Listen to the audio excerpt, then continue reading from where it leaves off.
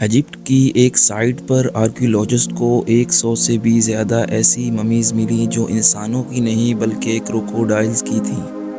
ان crocodile ممیز کے کفن پر کچھ لکھا ہوا تھا جس کو پڑھنے اور سمجھنے کے بعد ایکسپرٹس حیران و پریشان رہ گئے۔ ناظرین، آج سے ہزاروں سال پہلے انشیل ایجپٹ میں جب لوگ مر جایا کرتے تھے تو ان کو کیمیکل لگا کر پرزرو کر دیا جاتا تھا تاکہ ان کی باڈی وقت کے ساتھ ساتھ خراب نہ ہو۔ پرزرو کرنے کے بعد ممی کو اس کے لیول یا پھر اس کے عہدے کے حساب سے ڈیکوریٹ بھی کیا جاتا تھا اور پھر اس کو زمین کے اندر یا پھر کسی ٹوم کے اندر دفن کر دیا جاتا تھا۔ ویسے تو ایجپٹ سے آرکیولوجسٹ کو کئی ممیز مل چکی ہیں، لیکن آج جن 7 ممیز کے بارے میں آپ جانیں گے یہ وہ ممیز تھیں جن کو جب پہلی بار دیکھا گیا تو ایکسپرٹس اور آرکیولوجسٹ کے لیے یقین کرنا بہت مشکل تھا۔ تو آئیے شروع کرتے ہیں۔ نمبر 7، لیڈی رائے انشیل ایجپٹ کی سب سے پرانی ممیز میں سے ایک ایسی عورت کی ممی بھی پائی جاتی ہے جس کو آج لیڈی رائے کا نام دیا گیا ہے۔ آج سے قریب 140 سال پہلے ایجپٹ کے تھیبن ٹاؤن کے ایک ایریا سے یہ ممی ملی تھی جس نے آرکیولوجسٹ کو حیرت میں ڈال دیا تھا۔ تحقیق سے معلوم پڑا کہ 350 سال پہلے لیڈی رائے قریب 35 سال کی عمر میں مری تھی اور بظاہر ایسا معلوم ہوتا تھا یہ کسی اینشینٹ کوئن کی نرس یا پھر میڈ ہوا کرتی تھی، لیکن جس چیز نے آرکیولوجسٹ کو چونکا دیا تھا وہ تھے لیڈی رائے کے بال۔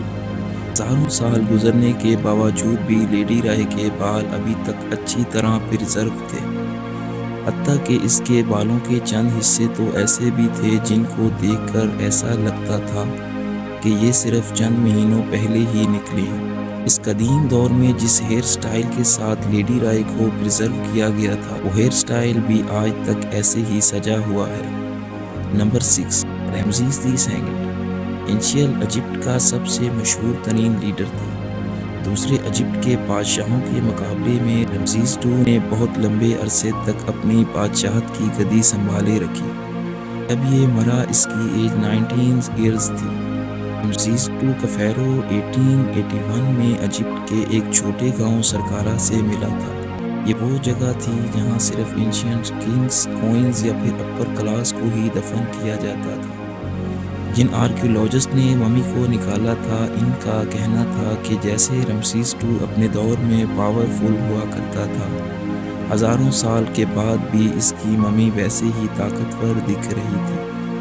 ایگزیکٹ نمبر تو کسی کو بھی معلوم نہیں، لیکن آپ کو یہ جان کر حیرت ہوگی کہ ریسرچ اور DNA ٹیسٹ کے مطابق رمسیس II 150 بچوں کا باپ تھا۔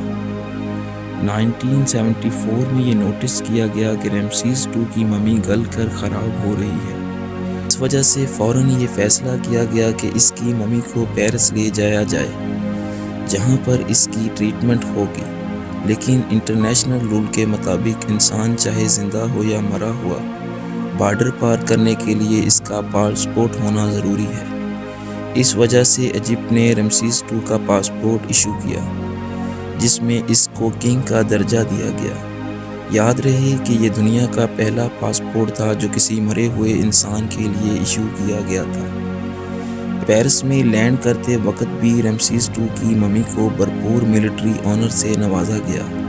نمبر 5، ٹوٹن خامون یا پھر کنگ ٹٹ۔ اس فیرو کو ملنے سے نہ صرف اس کو ڈھونڈنے والے حیران تھے بلکہ ٹوٹن خامون کی ممی نے پوری دنیا کے آرکیولوجسٹ کو حیران کر کے رکھ دیا تھا۔ ٹوٹن خامون کی ممی جس کمرے میں بند تھی وہ زمین کے 20 فٹ نیچے سے ملا تھا۔ ٹوٹن خامون اینشینٹ ایجپٹ کا سب سے چھوٹا کنگ تھا جس کو صرف 9 سال کی عمر میں ہی اتنی زیادہ پاورز مل گئی تھیں کہ اس کی ممی 1922 میں کنگز ویلی کے ایک ٹوم سے ملی تھی جہاں ممی کے ساتھ ساتھ بے شمار خزانہ بھی دفن تھا۔ اور اسی وجہ سے ہی ٹوٹن خامون کی ممی نے پوری دنیا کو حیرت میں ڈال دیا تھا۔ صرف 19 سال کی عمر میں ہی مر جانے والے اس کنگ کی ٹوم کے بارے میں یہ مانا جاتا تھا کہ اس کے اندر کچھ ایسی آتماؤں اور بدروحوں کا بسیرا ہے جو اس ممی اور خزانے کو بچا رہی ہیں۔ لارڈ کارناون وہ شخص تھا جس نے ٹوٹن خامون کی ٹوم کو ڈھونڈنے میں فنڈنگ دی تھی۔ لارڈ کارناون مچھر کے کاٹنے کی وجہ سے مر گیا تھا۔ نمبر 4، کروکوڈائل ممیز۔ ایجپٹ کی ایک اینشینٹ سٹی البریجت میں آرکیولوجسٹ کی ایک ٹیم کام کر رہی تھی۔ ان کا ٹارگٹ ممیز یا پھر دفن ہوا خزانہ ڈھونڈنا تھا، لیکن ان کی امیدوں پر تب پانی پھر گیا جب اس جگہ سے ایک دو نہیں بلکہ 100 سے بھی زیادہ ایسی ممیز ملی جو انسانوں کی نہیں بلکہ کروکوڈائلز کی تھیں۔ ہزاروں سال پرانے کروکوڈائلز جن کو انتہائی مہارت سے پرزرو کیا گیا تھا۔ پہلے تو آرکیولوجسٹ کو یہ سمجھ نہیں آ رہا تھا کہ آخر انسانوں کی جگہ کروکوڈائلز کو پرزرو کیوں کیا گیا ہے، لیکن بعد میں کروکوڈائل کے کفن سے کچھ ایسی چیزیں ملیں جن پر کچھ لکھا ہوا تھا۔ آرکیولوجسٹ کروکوڈائل سے بھی زیادہ اس لکھائی میں انٹرسٹڈ تھے جو ہر کروکوڈائل کے کفن پر لکھی ہوئی تھی۔ آخر ہزاروں سال پہلے اینشینٹ ایجپشن کا ان کروکوڈائل سے کیا تعلق تھا اور ان کو اتنی عزت سے کیوں پرزرو کیا گیا تھا؟ ان سوالوں کے جواب اسی رائٹنگ میں تھے جو کروکوڈائل کے کفن پر لکھی تھی۔ ریسرچ سے یہ معلوم پڑا کہ اینشینٹ ایجپشنز کروکوڈائل کو خدا مانتے تھے کیونکہ ان کے لیے کروکوڈائل طاقت کا سمبل ہوا کرتا تھا۔ اس قدیم دور میں اینشینٹ ایجپشنز ایسے پتلے بھی بناتے تھے جن کا سر کروکوڈائل جیسا ہوتا ہے اور نیچے کا حصہ انسانوں جیسا۔ نمبر 3، غزیلز ممیز۔ صرف کروکوڈائلز ہی وہ جانور نہیں تھے جن کی ممیز ایجپٹ سے ملی تھیں، بلکہ آرکیولوجسٹ کو کئی ہرنوں کی ممیز بھی مل چکی ہیں۔ یہ جو ہرنی کی ممی آپ دیکھ رہے ہیں یہ آج سے تقریباً 3000 سال پہلے مری تھی، اور ایسا معلوم ہوتا ہے کہ یہ کسی کوئن کی پالتو ہرنی تھی۔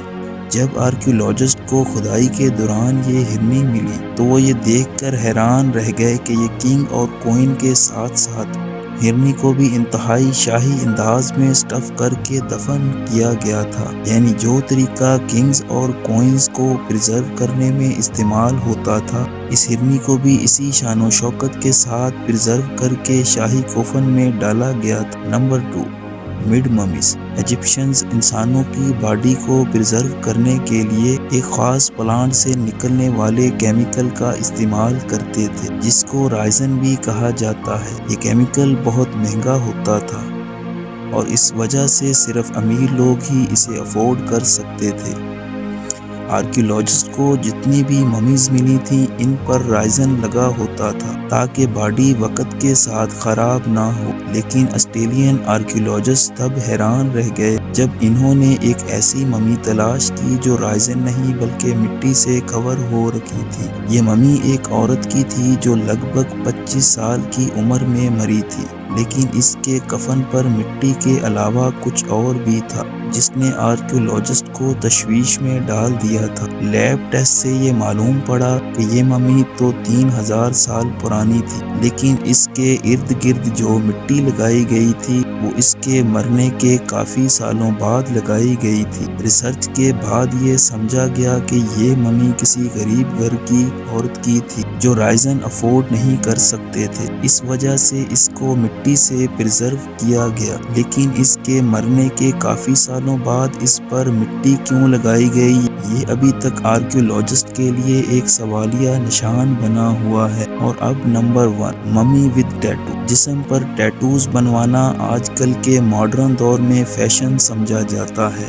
لیکن قدیم دور میں بھی ٹیٹوز کی بہت اہمیت ہوا کرتی تھی۔ ایجپٹ کے ڈیر المدینہ کے مقام پر آرکیولوجسٹ کو 7 ایسی عورتوں کی ممیز بھی مل چکی ہیں جن کی باڈی پر ٹیٹوز دیکھے گئے ہیں۔ ایک ممی کی باڈی پر تو 30 سے بھی زیادہ ٹیٹوز دیکھے گئے ہیں۔ آرکیولوجسٹ کا کہنا ہے کہ آج سے پہلے انہوں نے کبھی بھی ممیز پر ٹیٹوز نہیں بنے دیکھے، لیکن یہ دیکھنے کے بعد یہ کہنا غلط نہیں ہوگا کہ اینشینٹ اینشینٹ ایجپٹ میں بھی ٹیٹوز کی بہت امپورٹنس تھی۔ اینشینٹ ایجپشین جو اپنی ہر ٹوم کو ڈیکوریٹ کرنے کے لیے ماسٹر تھے۔ کنگز ویلی سے لے کر گیزا پیرامڈ کے اندر میڈنگ چیمبر تک ہر جگہ ہمیں صرف ڈیکوریشن ہی نظر آتی ہے۔ ہو سکتا ہے یہ 7 ممیز جن کے جسم پر ٹیٹوز بنے تھے یہ اس دور میں وال آرٹسٹ ہوں اور ان کا کنگز ویلی کے چیمبرز کو سجانے میں بھرپور کردار رہا ہو۔ امید کرتے ہیں آپ کو ہماری یہ ویڈیو پسند آئی ہوگی۔